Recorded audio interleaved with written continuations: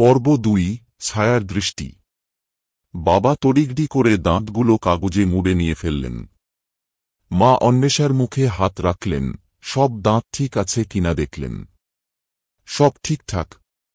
তাহলে দাঁতগুলো এল কোথা থেকে? সেদিন রাতে মা বাবা ঘরের দরজা বন্ধ করে আলো নিভিয়ে রাখলেন। অপেক্ষা করতে লাগলেন। রাত বাড়তেই কাঁচের জানালার ওপাশে একটা ছায়া দেখা গেল। ধীরে ধীরে সেটা বড় হতে লাগল, যেন লম্বা নখওয়ালা হাত জানালার গরাদে চেপে ধরেছে। তারপর চিদিক। জানালার কপাট একটু একটু খুলতে লাগল, যেন কেউ ধীরে ধীরে ভেতরে আসছে। মা বাবার হাত শক্ত করে ধরলেন। হঠাৎ অন্বেষা উঠে বসল। তুমি এলে, ও ফিসফিস করে বলল।